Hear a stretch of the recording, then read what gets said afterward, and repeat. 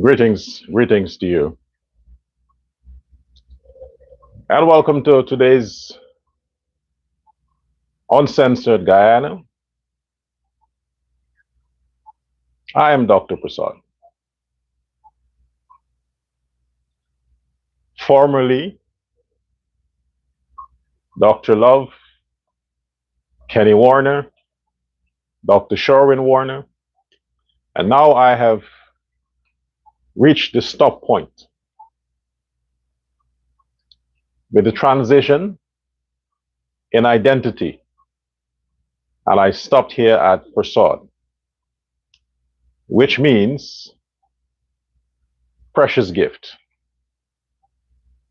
which came from the word prasad, which is linked to the offer of sweet, of promise during a religious ceremony towards our deities, of which I have done one recently towards the service of Mother Durga. I've been a devotee of Mother Durga all my life, silent devotee. Whenever there are stumbling blocks, I silently would pay homage to Durga. I would silently and quietly ask for her intervention, and every time, she delivers. Every time. What is the incentive of me telling you that? Nobody introduced me to Durga Ma. Nobody did. It came upon me as a child. My mother, who's an Afro-Guyanese, who gave birth to me, she identified and she told me what it was, who it was, years ago. I was just about 9, 10 years. My mother did. And from that time, I did whatever I need to do, research to find out exactly what I'm dealing with. And I became conscious of the presence of Durga since I'm 10 years old. Of all the other stuff I've explored to try to compete with what I had to deal with, the only one that stood out and was consistent, walked every day with me, is Durga Ma. I have to keep saying this because humanity are not just curious, but idiots. Humanity are not just curious, but idiots. I am wary of continually having to explain my choices or defend decisions I make to people that don't really give a shit. These are people that they have no idea how I've made it to this age, how I've made it all my life without any police report, without any conviction, without any fights, without any public. They have no idea. They have no idea how many offers came my way throughout my life. Offers, financial millionaire offers throughout my life. They have no idea how many opportunities came for me to serve companies. They have no idea. But when I defended to this point and seemed to have to explain myself to some folks as to why I am or what I do, they have to understand. They have to be satisfied that my decision can resonate with them. They can see themselves doing that. But if they can't see themselves doing what I do, I'm condemned. I don't know what I want. I don't know what I'm doing. To them. But I'm not asking anyone to accept me for what I do. But the same way I respect you in the decisions you make, as long as those decisions does not affect another human being, does not affect the law, does not affect social order, if your decisions brings you pleasure and peace, I respect that. I don't want you to explain yourself to me. You don't have to. I'm not interested. So I don't have to keep explaining myself to anyone as to decisions I make that I consider beneficial and good for me. No one. So if I say I'm Hindu, that's what I am. I'm not interested in no other religion. I'm not interested in no other religion. I'm not going to condemn you. You invite me to your church as a function, I'll visit. I'll visit the mosque, I'll visit the Christian churches, I'll visit any function, I'll visit. But understand that's what I will do. I'm not interested in your doctrines. I'm not interested in your way of life. I am not interested. Can I make that explicitly clear? So if you make these offers or invitations and I reject it, don't say I'm rude. I'm saying it now. I am not interested. All my life, I have lived as a devotee of Durga to this point. Do I look like I have a problem? Do I have some issue that you think at this point here I need to change? For what? Is that going to make me rich? If you can guarantee me, if you can 100% guarantee me, Dr. Prasad, that if I become a Christian, whatever, doesn't matter, Bible's Bible, that if I become a Christian tomorrow, automatically, I'm going to wake up and 1 million American dollars would be next to me. I'll do it. Or a Muslim, or anything, I will do it. Because I have to be motivated by money. So don't come telling me the afterlife, going to heaven, because Hinduism says the same thing. So if I've lived a decent life with a consciousness of Durga and Hinduism, I'm not a literate Hindu, but I've tried to live within certain concepts. If I've done that all my life, as consistent as I can, all my life, I've done that. And I never strike anyone. I never smoked anything. I never consumed any strong, hard substance about anything. I've never broken the law. None of that I've never done. I've never accepted invitation to smuggle drugs. And yet, it came my way. To do underhand business came my way. People attempt to bribe me to do stuff. And I'm talking lots of money.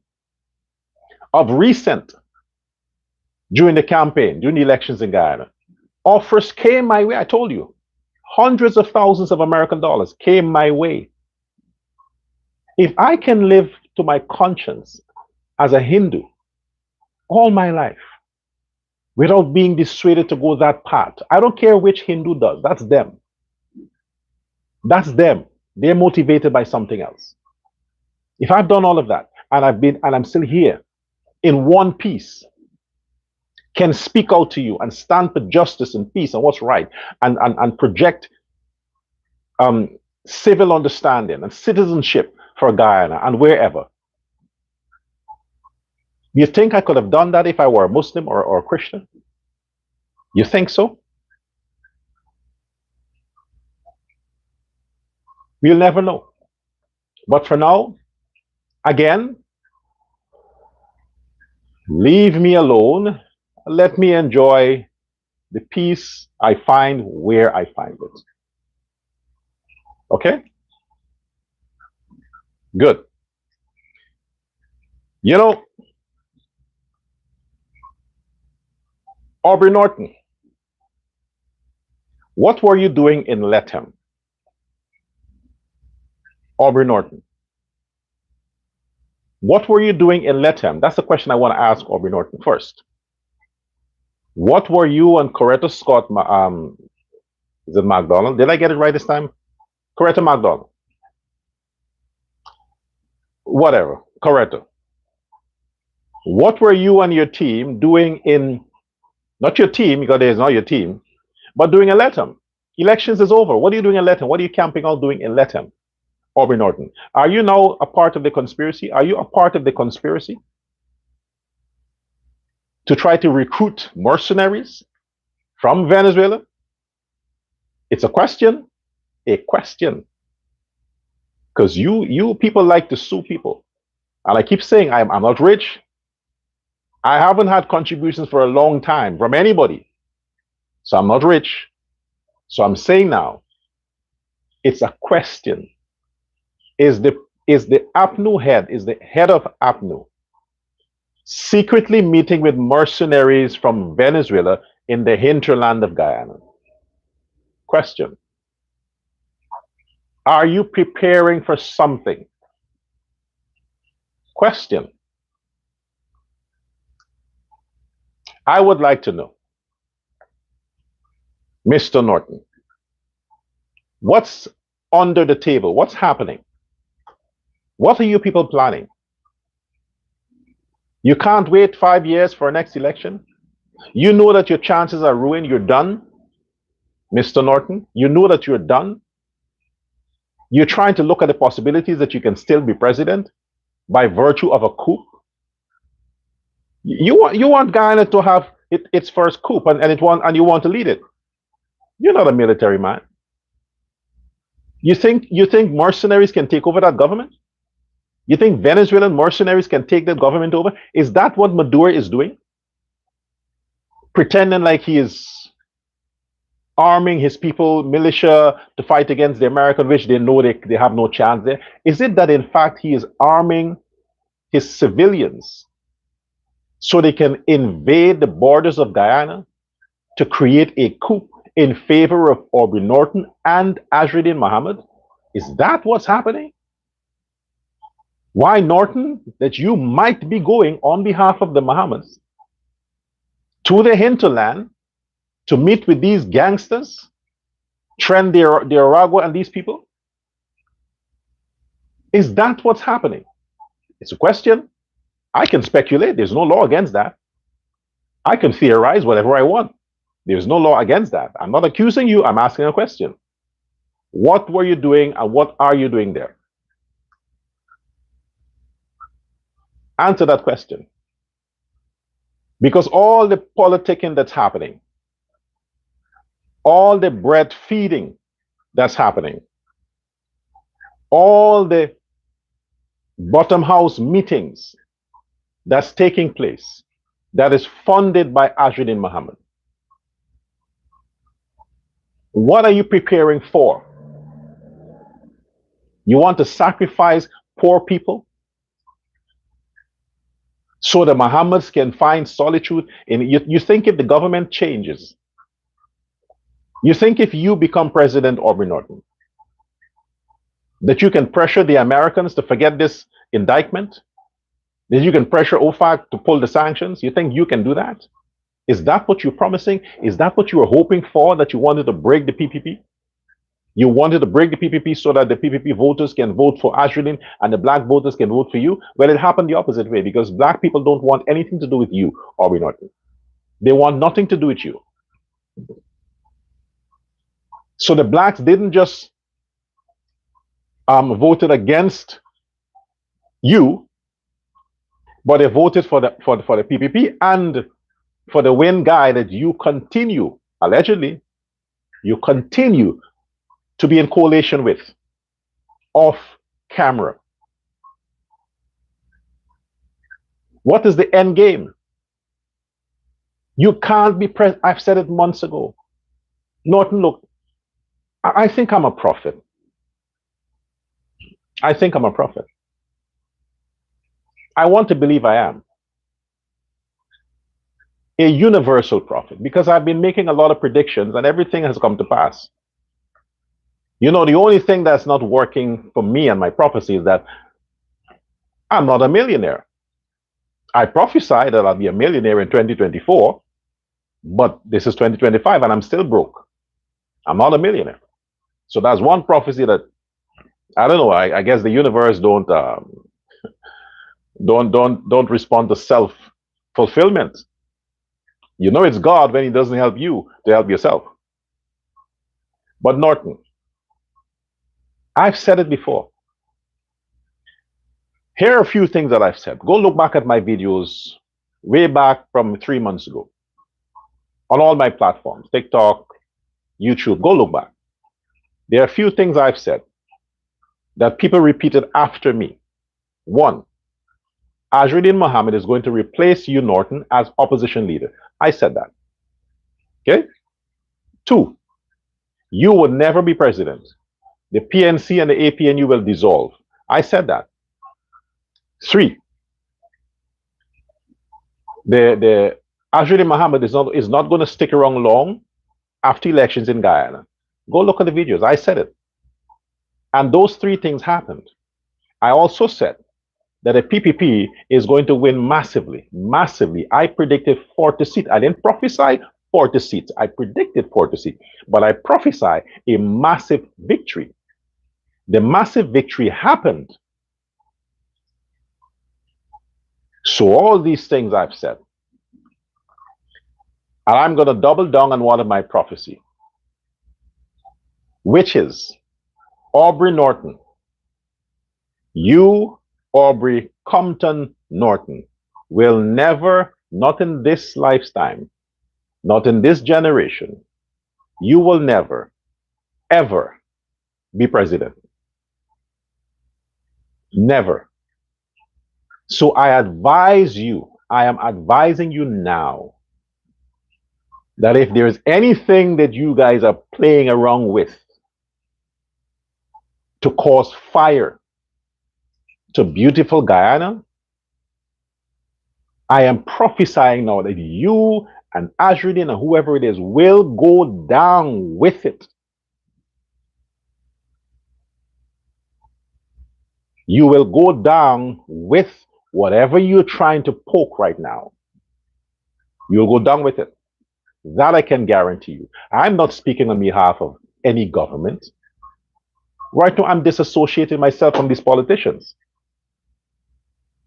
I'm disassociating myself from all of them. I'm speaking now for the good of the Guyanese people, not for the good of the Ali government or the PPP, the Guyanese people. On behalf of the Guyanese people, I'm saying to you, Norton, all the stuff that you people are messing with, that you having your people push on social media, you all are going to go down with it. And consider that a warning, not a threat, a warning. None of you will disturb the peace of that country. None of you will disturb the life of the citizens of Guyana. And I'm talking all Guyanese, all the citizens. Anybody who is going to join with your call, Norton, and Azruddin Mohammed's call, anybody who joins and endorses that is not a citizen of Guyana, is a terrorist, is an illegal alien, and they should be dealt with accordingly. They are not citizens. No citizens will subscribe to any protest, any burning, any coup against the Guyanese democracy. If any citizen partake in any future event to destabilize that country, shoot them on sight. Yeah, on sight. This is no water hose bullshit anymore. This is no arresting and charge anymore. You have to be done with that nonsense. You have to be done with that nonsense. You charge them for what? They come out on bail to do it again. And every time they destabilize that country, every time they destroy that country, the economy slows down. The international trust dwindles. The currency falls. The atmosphere becomes darker. People leave the country. Businesses leave the country. Every time that happens, we suffer. But the lifestyle of people like Norton and Campbell and all these other hustlers, their lifestyle is not compromised. They still have their income. They still have their financial benefits. They still have their concession lands. They still have that. But it's the majority of the voters who voted for the PPP, they're the ones who will suffer. The president will still have his bodyguards. The vice president will still have his bodyguards.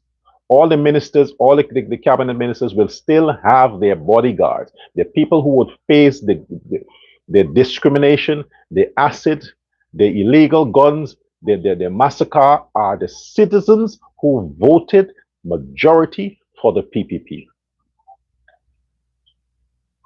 So I'm not going to sugarcoat my presentation and talk nice for anybody. Fuck it. I'm not going to do that. I ain't going to fall for that trick. If you, the Guyanese, want to fall for that trick, that's on you. I hate this politics bullshit. Seriously, man. It gets to me. You don't understand. A lot of you don't understand. Listen to me. The higher you go is the more you see their game. When you are on the ground and they're taller than you, you can't see what they're up to. You have to take whatever they're throwing down at you. Whatever these politicians are telling you, from their level, you have to accept it because you don't have a choice. You're not there. You don't know what's happening. So they just edit. They put it in its nice political context, make sure that nobody's offended, and they throw it down so the whole country can feel, okay, at least they're talking to all of us. You can never just talk to everybody. You can't just talk to everybody. That's why they have different churches, right? That's why they have different religion. Because everything is not for everybody. It's not. Hindus understand the language of Hindus. Christians understand the language of Christianity. Muslims understand the language of Islam. You can't speak Hinduism and Muslims and Christians will understand. They would go and seek for their own interpretations.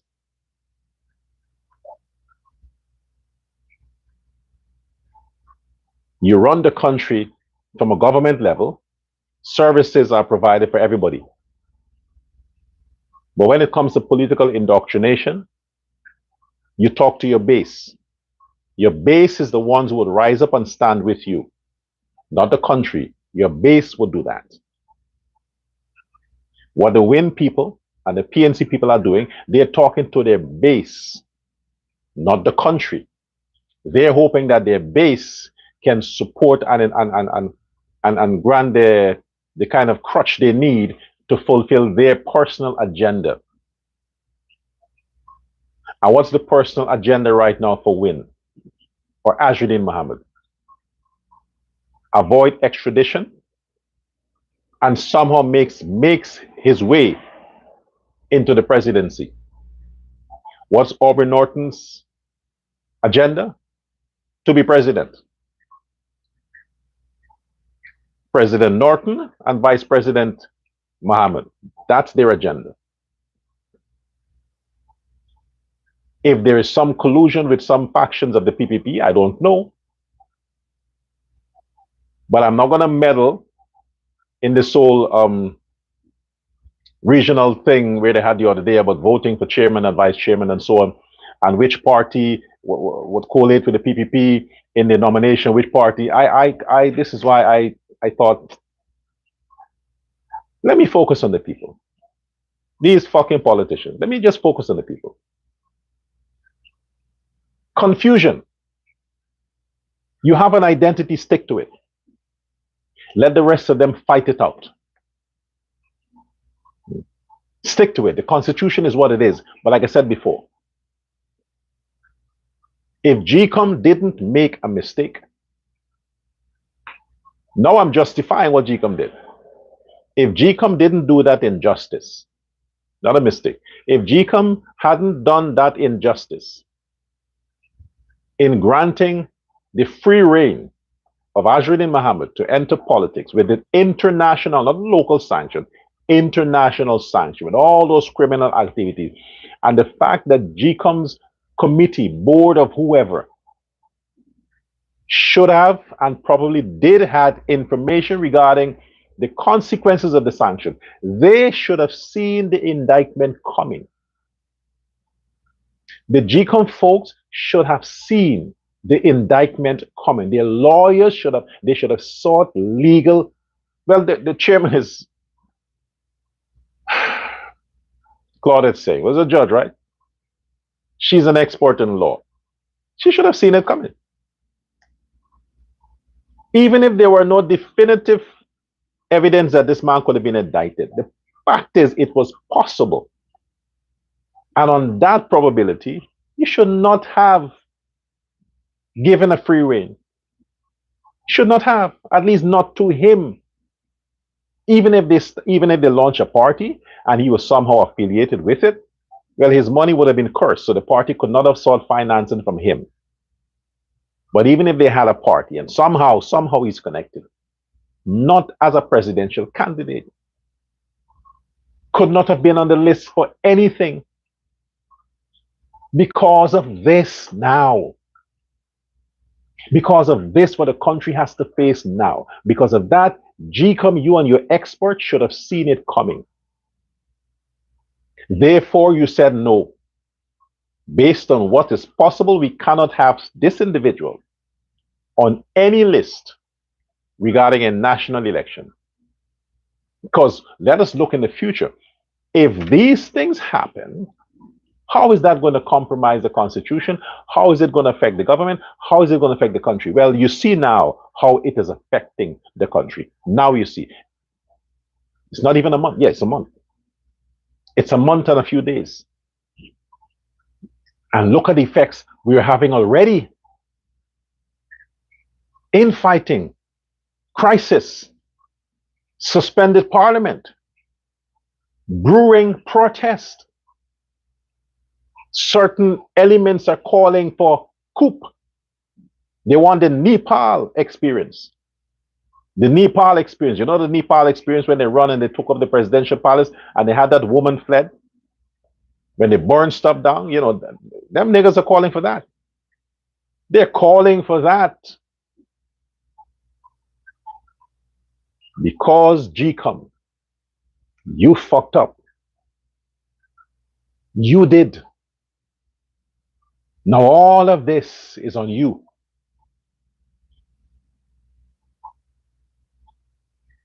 You can't stop it now. From your level, you can't stop it now. You cannot stop this. It will take the balls of the president to use the might of the office of the president and stop it. Only one man now can stop this, and it's President Ali. Only he can stop it. You think I'm afraid of protest?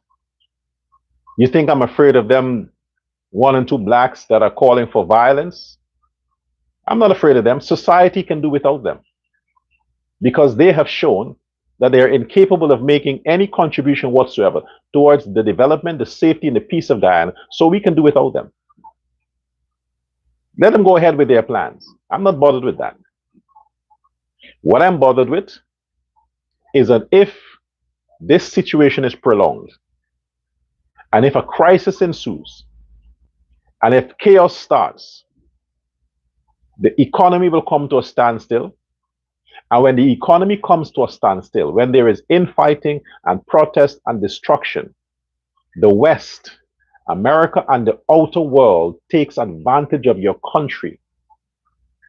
Because when you have distractions like protests and chaos and burnings and those kinds of stuff, they're looking for better deals. The government is busy trying to calm the situation, and these vampire countries from the West, they're looking to exploit your country because you're not stable. And how do they look to exploit your country? The government would not want them to leave. They would threaten to pull out. So the government know it's a huge loss of income. It's going to be bad for the country. So the government will not want them to leave. Then they will say, well, if you want us to stay amidst the crisis you have, well, we can't risk it. It's a high risk for us. We have to have a lower repayment. We have to now, you got to take away the taxes. We got to renegotiate this deal because we're going to lose if we stay. And if you want us to take the risk to stay in your country, with all that you're having there, you're distracted. We got to protect our interests, and if we have to pay you 10%, we think we can only afford to give you 2%. That's it. You take it or we're gone. The government would consider, well, 2% is better than nothing. So they agreed to that. Loss of income. And a loss of income means the services that were provided based on the massive revenue the country was getting, that will reduce. All the free stuff will done. They'll have to go back to paying for schooling and paying for university. All of that will finish. No more cash grants, no more subsidies. They have to take off the subsidies from the oil and the gas. They will have to take away the subsidies from the electricity and the water. All of the subsidies will go because the government will have to pay the loans back. They will have to implement more taxes. That is what civil unrest does. Life becomes harder for the citizens. Only the citizens suffer, not the politicians. Look right next door. Look at Latin America, Argentina. Forget that. Look at Venezuela. Look at how they're living. The biggest oil reserves in the world, but they're the poorest in the hemisphere. Why? Same thing. Internal destabilization, international sanctions, and the fact that the people weren't united against their government. They're faced what they're faced with. If Aubrey Norton or Azruddin Mohammed gets anywhere close to running Guyana, you're having a Maduro government in Guyana. And if you have a Maduro government in Guyana, you have the same curses that accompany such a person. Same curses. Sanctions, destabilizations, poverty, crime. Same thing. What are you willing to sacrifice? Do you want to fall for the trick? I tell you before, you can hate the president how much you want, but you need to love your country. And loving your country has nothing to do with siding with Azruddin Mohammed or Aubrey Norton. That is demonstrating how much you hate yourself as a Guyanese. If you side with Aubrey Norton and Azruddin Mohammed, you hate Guyana. I'll be an example to you. I don't like the politicians. I like President Ali because I knew him back in the day. And he was a good guy then. From the works he has done from 2020, 2025, I approve of that. He did his best. He tried his best. But besides him, I'm not speaking on behalf of the character of anybody else in the PPP. I don't know them. And for all that I'm reading and seeing around social media and whatever it is, I would not put my credibility on any of them. But does it mean because I do not approve of most of the president's cabinet, does it mean I should side with a hater like Azruddin or a hater like Aubrey Norton or a hater like the people who want to break Guyana? Does it mean I should do that? What does that make me? A hypocrite. Because I spend days and days and weeks and years and I tell Guyanese people, I assure them of the love and patriotism I have for that country and for them.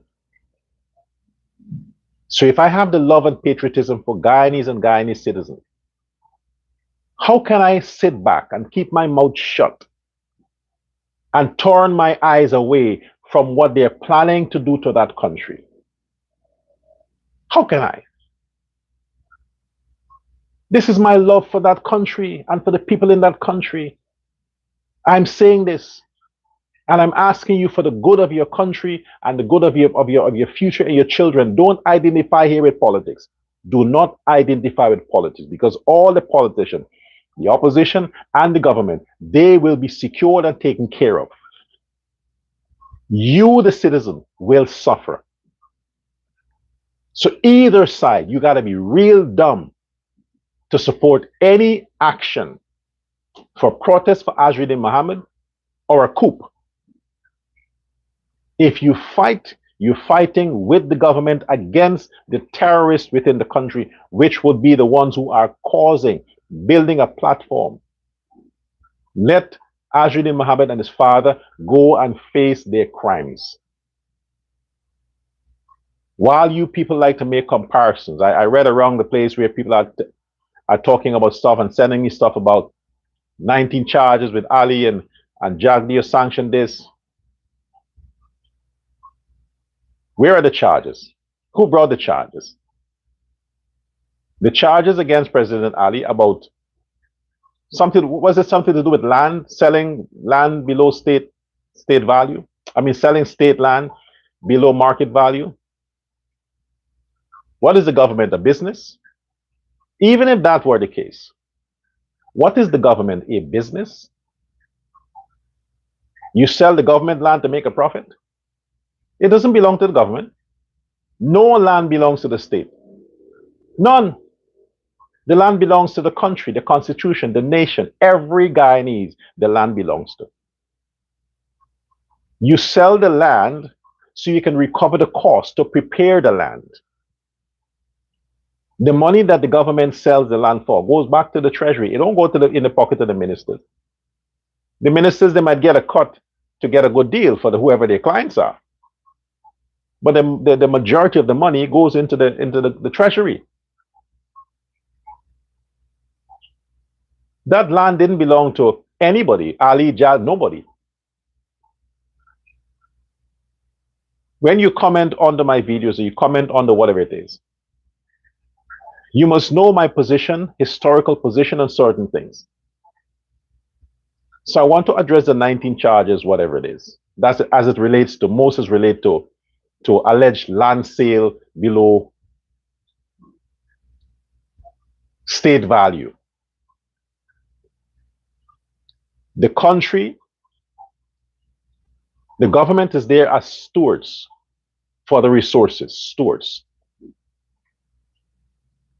When you have to buy a house that the government is building right now through the bank for 5 million Guyana dollars, the government builds the house, prepares the land, develops the entire scheme and neighborhood, and then sells it to you, a citizen, for 5 million, and you don't pay all, you get it on installments on a monthly basis to suit your income. If you had to go buy that same house from a developer or somebody selling the house to you, you think you'll get it for 5 million? You think you will get it for 5 million? You wouldn't. The same house, you may have to buy it for 20 or 30 million from a private developer or a private citizen. So the fact that the government is selling all them tens of thousands of houses to Guyanese below market value, then shut the fuck up. Really, shut the fuck up. Because when it suits you, the individual, when it benefits you directly, oh, I love my government. But if you are on the side and you happen to not have had access to the sale of a particular land that you think you deserve, and somebody else beats you to it, and they may have acquired the land on a deal, which is government at the time, you have 20 acres of land here. It's bushy, it's swampy. I want to develop it into a housing project. Okay? What's your plan? This is my plan. Well, normally this land, if it had to be sold, it would be like 100 million. But we're the government. We can't sell it to you for that kind of money because it doesn't belong to us. But you want to do it, you want to do good with it. So we're going to sell it for 10 million. But we're going to invest parts so the country can secure some kind of ownership in that land. We do it together. Partnership, public-private partnership. We subsidize it. So when you resell it, you can sell it at a lower value for our citizens. That's what governments do. Around the world, that is what governments do. When Irfan Ali would have been Minister of Housing and Water, if that is what you allege happened, I would have believed that that was not a decision that was taken by the minister himself. It would have been in collusion with the president and the cabinet. This is what we're going to do to benefit the country. So all you that you're talking about charge and charge and charge, if whatever land that was sold, the person or persons who would have purchased the land, they took the land up, physically took it up and shipped it out of the country, then you can say that, well, they sold the land cheap and the person took it back to China. The Guyanese can't benefit. But if Guyanese are buying land from the government, which belongs to the people, to develop businesses or housing projects or projects to benefit Guyanese, then why are you hating? Because your government didn't do it? Why are you hating? I have called consistently.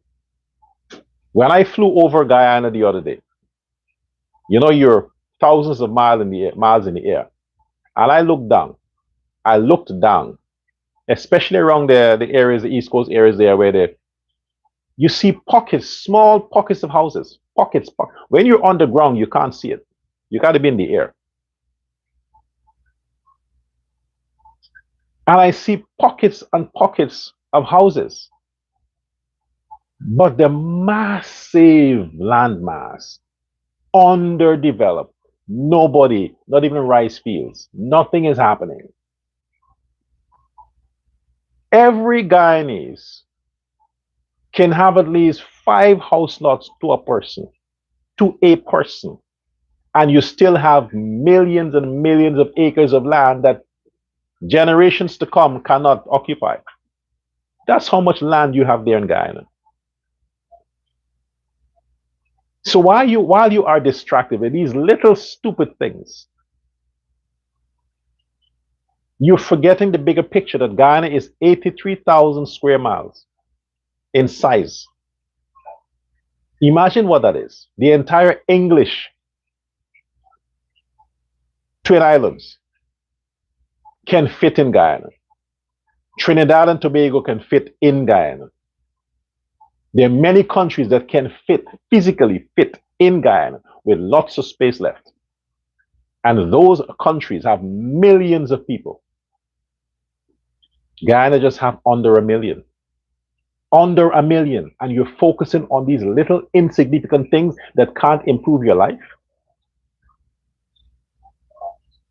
There is land everywhere in Guyana, everywhere. But if everybody wants to concentrate around the busy area, everybody wants to stay in Georgetown, where the crime is, as you say.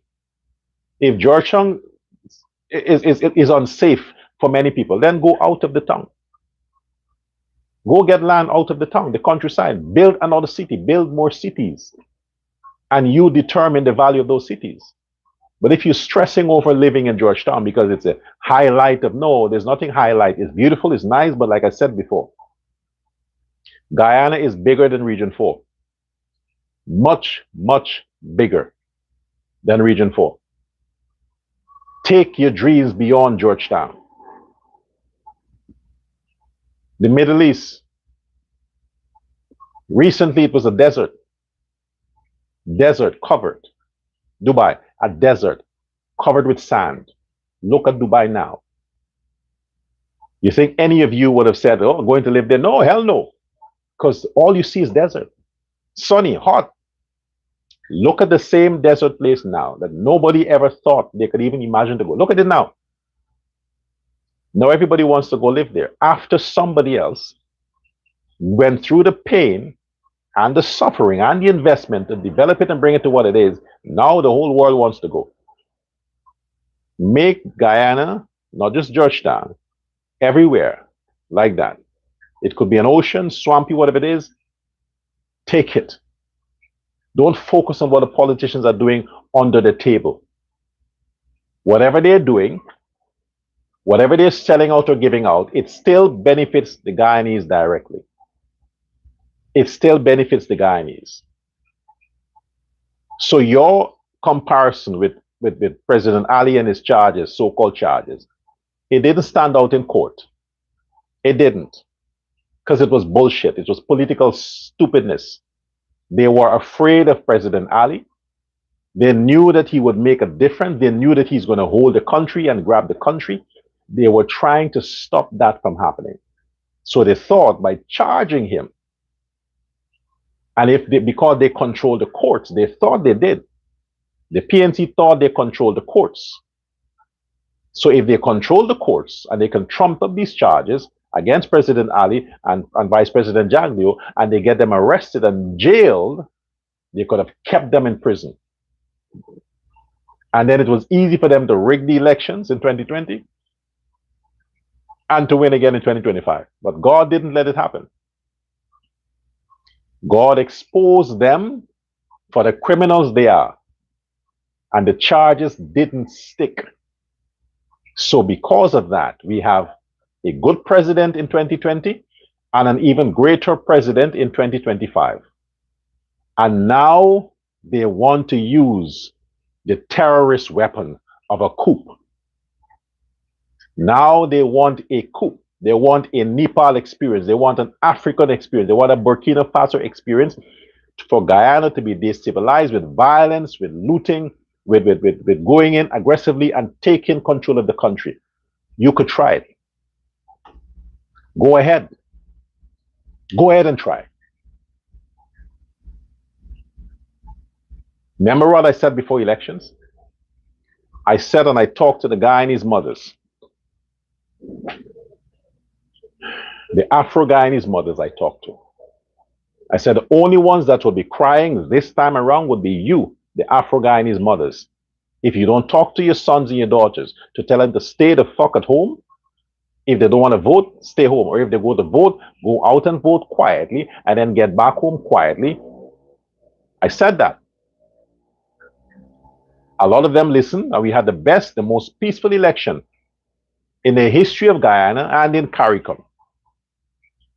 So the PNC did not get their usual lootings and burnings and protests election time. Now they're trying to get it post-election. On the platform, oh, it's not fair what Azruddin Mohammed has to face. And this whole nonsense, this whole gibberish, this whole fake stuff that the PNC, oh, we want you to come out public and declare. I said, I'm the one that you're taking talking points from me. Just 2 days ago, I said Azruddin should come out and declare his taxes. He should put his tax information public so the Guyanese people can see how much taxes he paid as against his charges. I said he should do it publicly. It was me. Now all of them suddenly get smart. And they're speaking after me. A lot of the times. I don't get credit for it, but I don't care. Those of you who are my fans and followers, you know that I said these things first. A lot of the things they're coming with now, like recently Starbucks News brought something out, they heard it from me.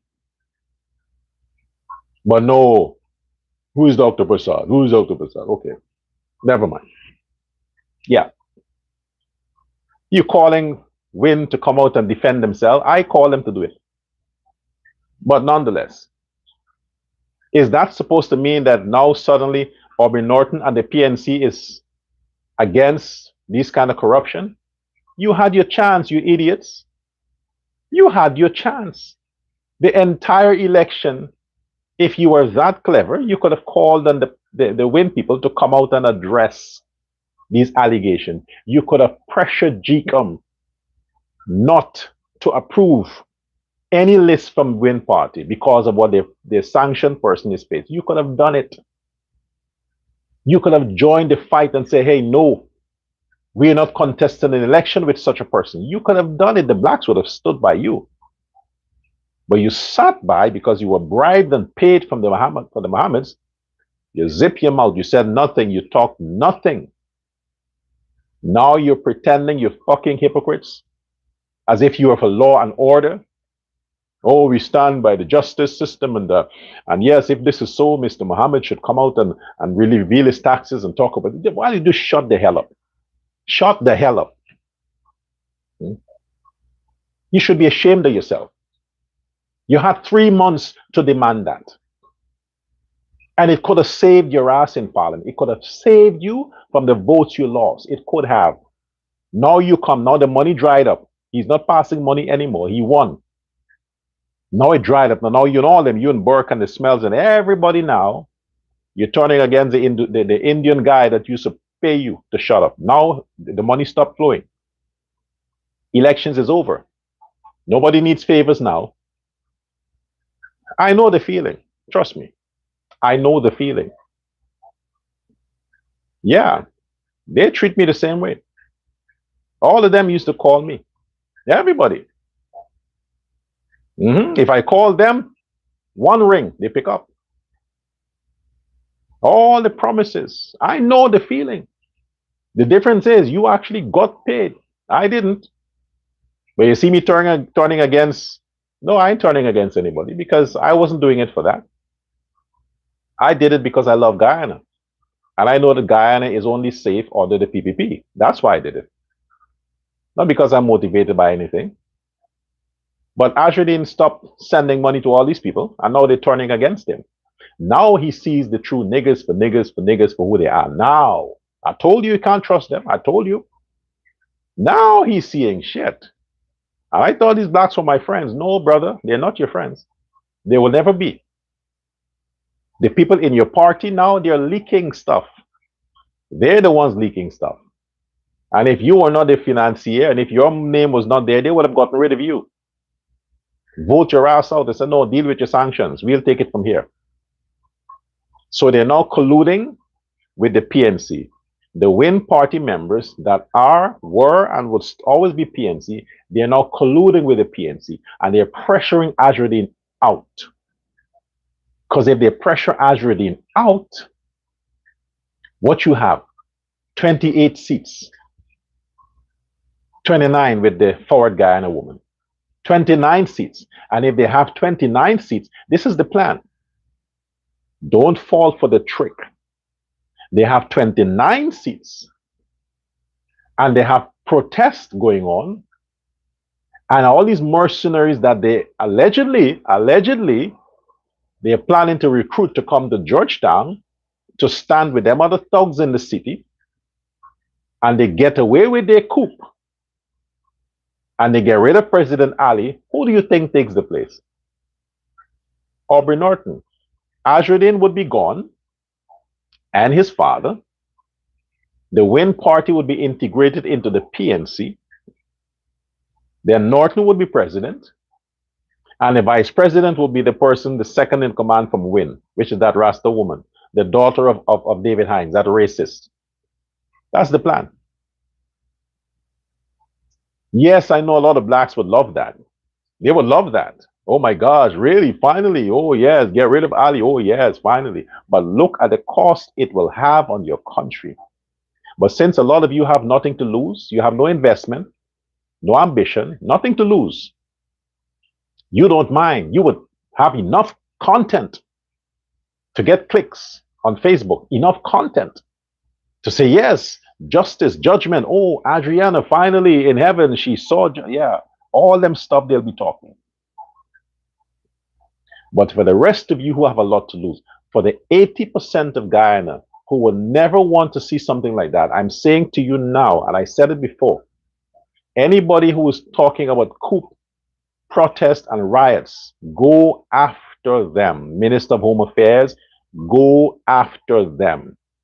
all the blacks in the PPP that hold certain position. You want the rest of the world to know that you can be trusted, that you are not partisan politics. You're not about race.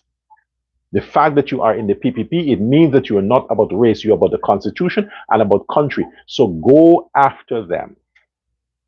Even if the enemy looks like you, which in most cases, and in this case, the enemy is the black man, go after them. Stand for your country, stand for patriotism, stand for justice, support the initiative to get rid of the Azruddin Mohammed and his father, get them out of the country, disband the Win Party, whatever they do, but that should be disqualified. Let them go with the PNC. They get their votes, they get their vote, they get their seats, but as it is, they should not be a part of the parliament under that banner, because the banner represents an illegal criminal who has committed all these fraud and these different heinous crimes against not just the Guyanese people, but the Americans.